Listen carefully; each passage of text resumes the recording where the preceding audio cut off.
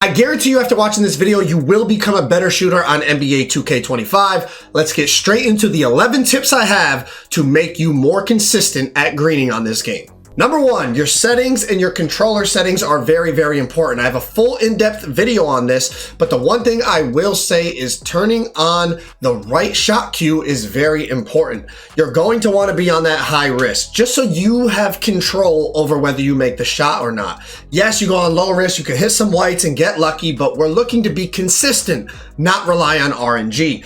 Put that high risk on your jump shots to help you out. Also important, turn off your shot meter. Learn your jump shot. And the most important tip I have in your settings is to go in your HUD and turn on your shot feedback so that you know if you're releasing it slightly early, slightly late, very early, very late. That's going to help you perfect that timing on your shot. The next tip I have for you is the best place to find accurate jump shot data is NBA2KLab.com. Now they have a bunch of free things on this website that will help you become a better player, but in that premium section is all the jump shot data, the best bases, the best releases. You can custom test a jump shot specifically that you request for your specific build. It's the best place to get accurate info on the best shots on the game. Now to get the premium access, it does cost a little bit of money, but if you use code Joe, you will get a 20% discount. So highly recommend 2K Labs, and let's get to the next tip. Next up, your jump shot and your animations. We just talked about the jump shot a little bit, but the one more thing I want to add to jump shots is pick something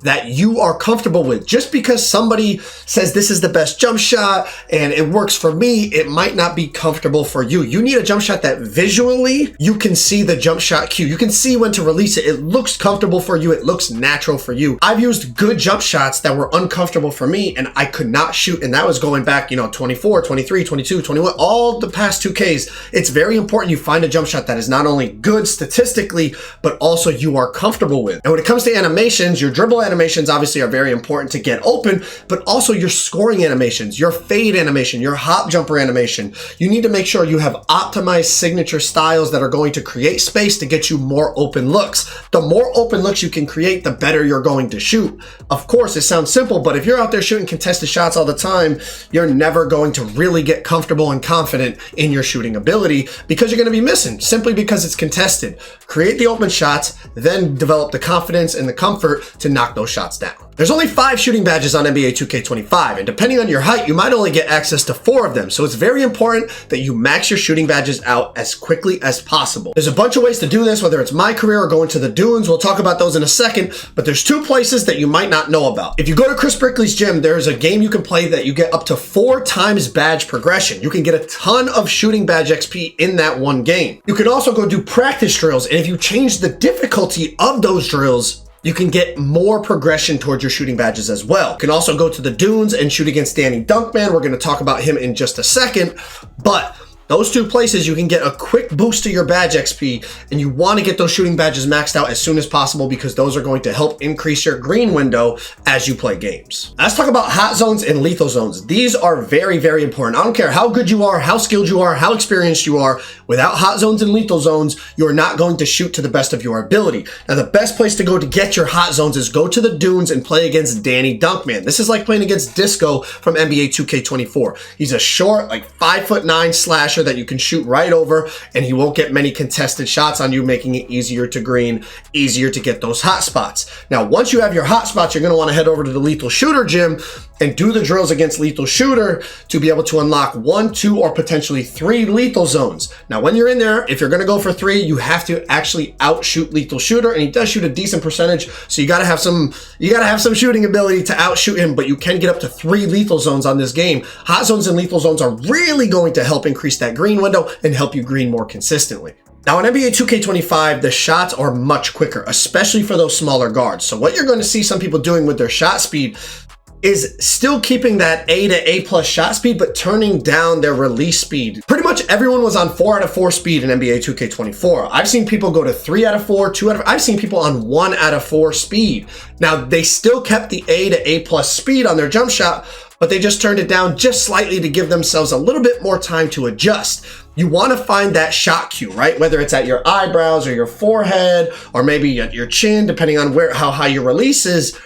But With how fast the shots are, if you slow your shot down a little bit, depending on the gather that you get, or if you get a bad catch animation, which we're going to talk about in just a second, why those happen so often, it'll give you a little bit more time to adjust when you release that button. If you're comfortable with 4 out of 4 max speed and a super fast shot, that's great, but don't feel bad if you need to turn that shot speed down just a little bit to give yourself a little bit more time to adjust to the shot queue. Now, the shot contest system on NBA 2K25 is very different. Many shots are going to register open. This is for a multitude of factors. One, maybe the defender's just not close enough to you. Maybe you're shooting a fade and he's on your side, so it registers open.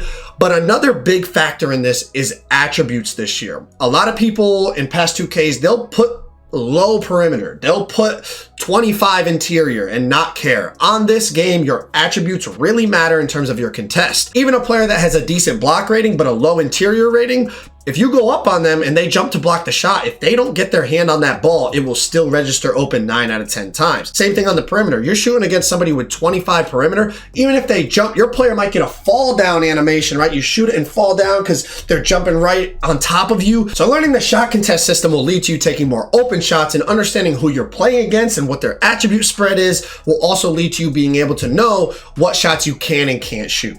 Build positive momentum as soon as the game starts. Do something easy. Get an assist, get a dunk, shoot a wide open shot.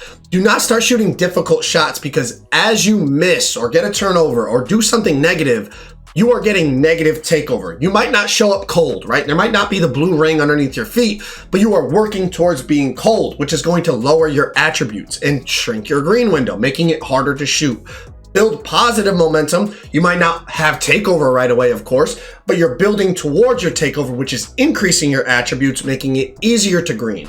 The more positive things you do, the more shots you make, the more assists you get, the more rebounds you get. The more positive things you do, the more your attributes go up, the more your green window increases, the easier it becomes to shoot. Something I always hear people say is they just shoot off muscle memory. Now, that's great. You want to have muscle memory with your shot. That leads to you being more consistent, but you want to find a visual release point like we talked about earlier in the video. And the reason for that is because there's a lot of things that will affect your shot speed in terms of what type of catch you get. If you get a gather, if you quick stop, if you fade, you want to find where that release point is for you to release your button to get the green. If you're one of those people that shoot straight off muscle memory, you'll only be a consistent shooter when things go according to plan. The second you get a bad catch, or you get a gather, or you get a fade instead of a regular shot, or anything else that happens that might change your shot speed, you won't be used to adjusting. You're only shooting off of the one timing that you've memorized.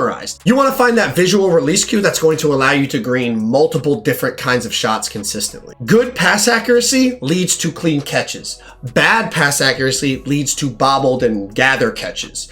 This year, pass accuracy really matters in terms of getting a consistent catch.